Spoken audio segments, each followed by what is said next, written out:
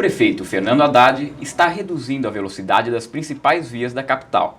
O objetivo, segundo ele, é diminuir o número de acidentes. Mas será que a medida está surtindo efeito? Será que a população está aprovando?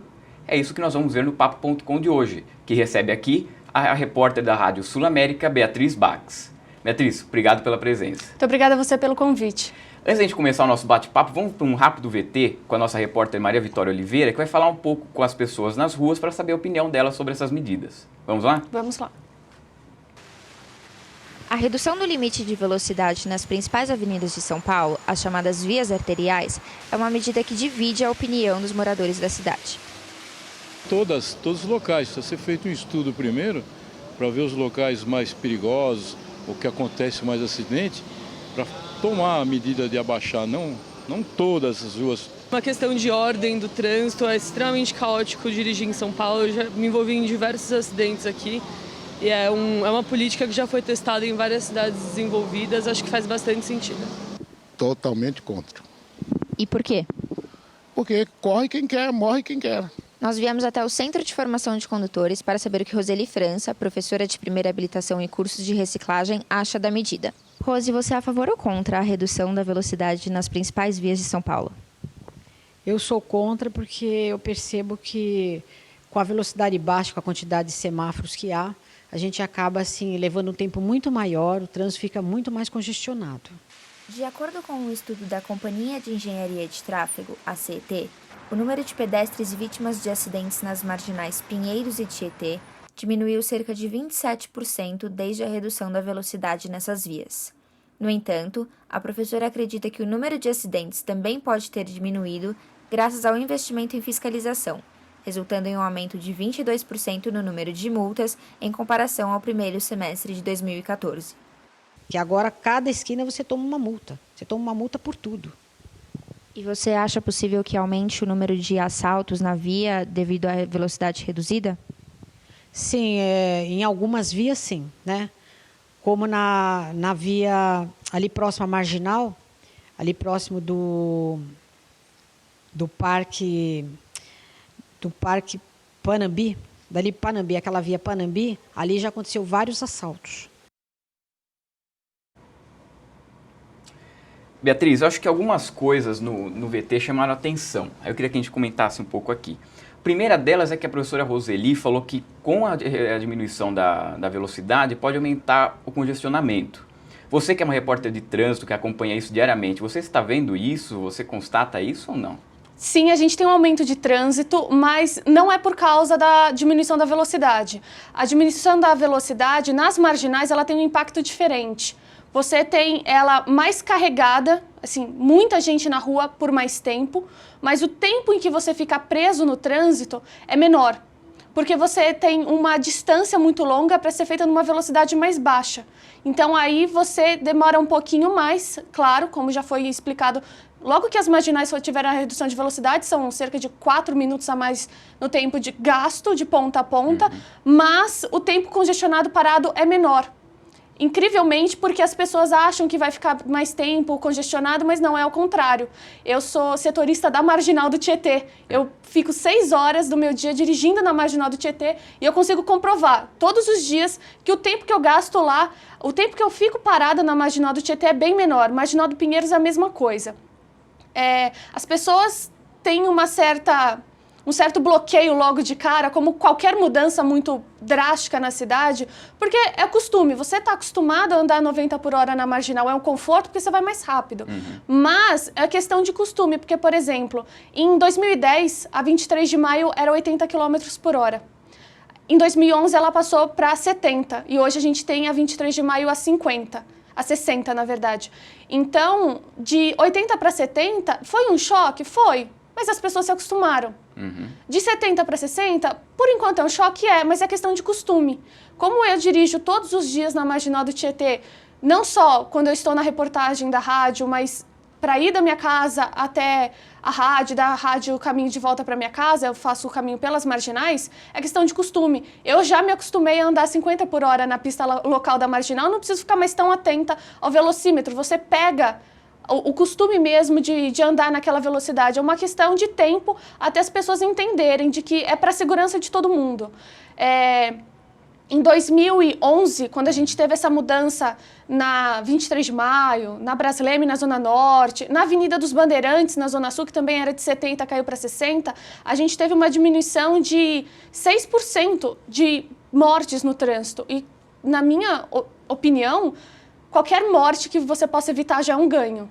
Pode ser algum parente, pode ser um amigo seu, pode ser alguém da sua família. Então, qualquer vítima que a gente consiga evitar que ela morra ou então que o ferimento seja mais grave já é um ganho. Agora, a gente já tem quase todo o centro expandido inteiro com 50 km por hora, com exceção da 9 de Julho, Juscelino, as vias arteriais que continuam a 60 por hora ou alguns trechos a 50, como na 9 de Julho. A gente já teve uma redução de 27% no número de vítimas e no número de morte, o que para mim vale todo o esforço. Certo. Uma outra coisa que a professora Roseli falou é que pode aumentar o número de assaltos nas vias por causa da velocidade menor. O que você acha dessa colocação? Não concordo, acho que não tem nada a ver. Porque se a gente passa, a velocidade está mais lenta, mas você não para, não vai ter assalto. A região do Panambi é uma região com muito assalto, é verdade. Geograficamente é favorável a isso, porque a gente tem a favela de Paraisópolis ali, aí é uma questão social que tem que ser tratada de um outro jeito. Você não tem que ver o trânsito como certeza de assalto, certeza de crime. Você quer evitar esses crimes? Sendo a Marginal a 90, já tinha assalto. Marginal a 50, vai continuar tendo assalto.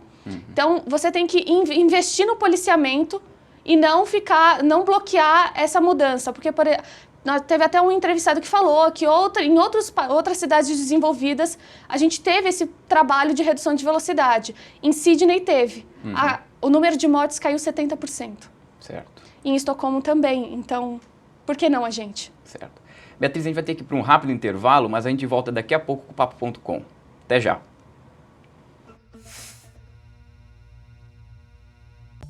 Amplie seus conhecimentos.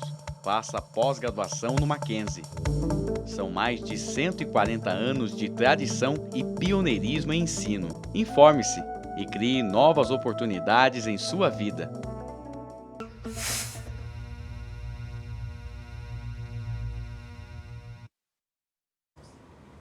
Estamos de volta com o Papo.com, que hoje discute a redução da velocidade das principais vias da capital paulista. E nós recebemos aqui a repórter da Rádio Sul América, Beatriz Bax. Beatriz, na semana passada um dado chamou a nossa atenção. Segundo a CIT, o número de congestionamento caiu 6%, perdão. E o número de acidentes caiu 36%. Só que uma reportagem divulgada pelo jornal Estado de São Paulo falou que isso daí pode ser em parte culpa da crise, essa redução da lentidão e a redução dos acidentes. O que você acha disso? Eu acho que não tem a ver com crise, porque cada vez mais a gente tem carro na rua. Moto também, ano passado a gente bateu 1 milhão de motos na cidade. É um número muito grande, mesmo a gente tendo aproximadamente 12 milhões de pessoas na capital paulista. É muita moto, é muito carro, são mais de 7 milhões de carros.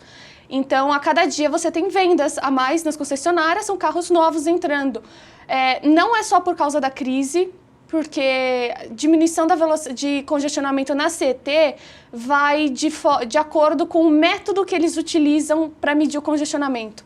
A CET monitora só 800 quilômetros de vias na cidade de São Paulo. A gente tem 17 mil quilômetros de ruas na cidade. Cadê o resto?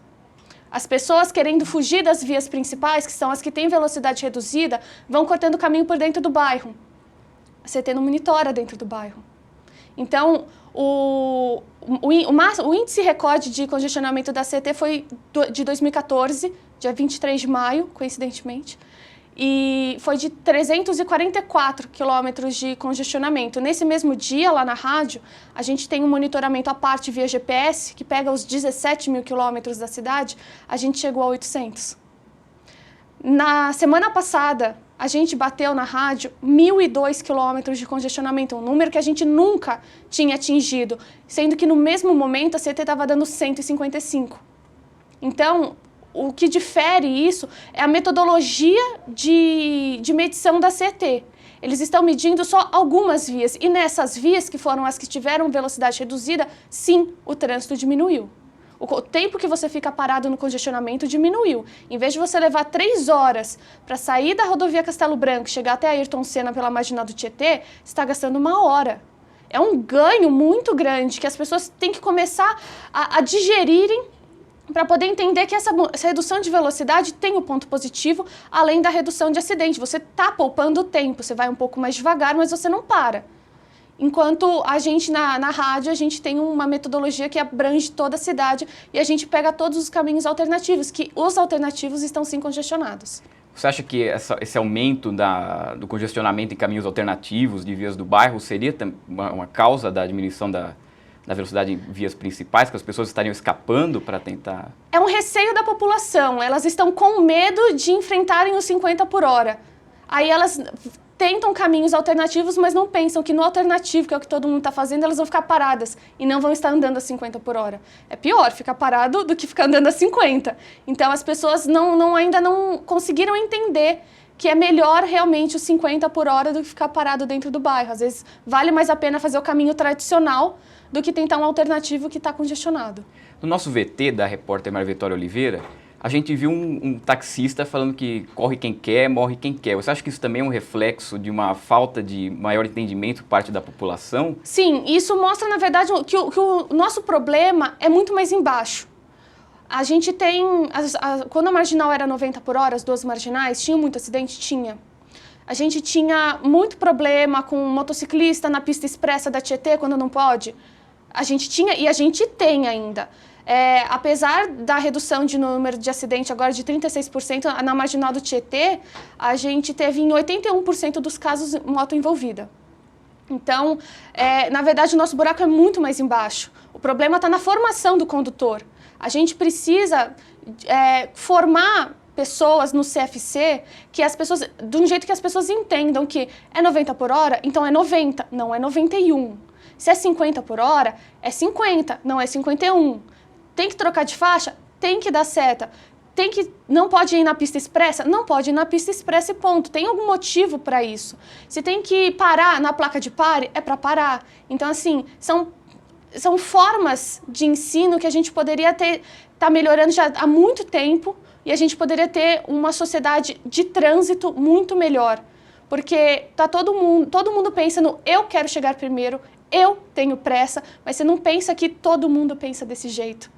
Então, se você tem paciência, se você respeita a legislação de trânsito, você entende de que há uma necessidade para aquela lei, a gente poderia evitar muitos acidentes. Então, a gente teria que, na verdade, a redução de velocidade é uma medida paliativa, né? Você precisaria, enquanto isso, melhorar os novos condutores de moto, de carro, de caminhão. Você tinha que fazer isso paralelamente, porque aí muito mais rápido a gente ia ter uma sociedade de trânsito melhor.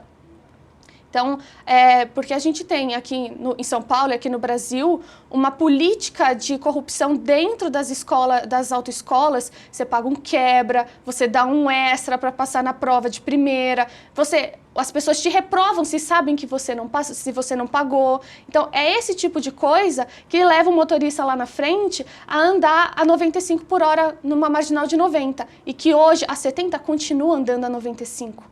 A gente tem informação lá na rádio de dentro da Polícia Civil, da GCM, que está fazendo o monitoramento com os radares pistola, que é outra discussão muito grande entre os motoristas, de motociclista a 109 por hora na marginal. O limite é de no máximo 60 para moto. Então, assim, é uma cultura mesmo, é uma coisa de educação. A gente precisa melhorar isso para conseguir chegar ao nível da Austrália, que diminuiu em 70% o número de acidentes, de Estocolmo também. Você até falou agora desse radar pistola, né? Você acha que está sendo criada uma indústria da multa, como algumas pessoas falam, ou isso não? Não. A gente sabe que existe uma campanha interna na CET de multas. Existe uma pressão para que o agente multe para arrecadar dinheiro. Só que você, motorista, motociclista, se você respeitar a lei, você não recebe multa. Se você não colaborar para a indústria da multa não existe. Certo. Então, existe uma campanha interna na CET para que os agentes multem mais. A gente sabe disso, a gente tem informação de dentro da CET, mas o que o agente pode fazer, o agente da CET pode fazer se você não faz alguma coisa errada? Eles não podem criar uma multa porque você entra com recurso e ganha. Certo, Beatriz. Quero agradecer sua presença aqui. Muito obrigado pela sua participação. E o Papo.com fica por aqui. Até a próxima.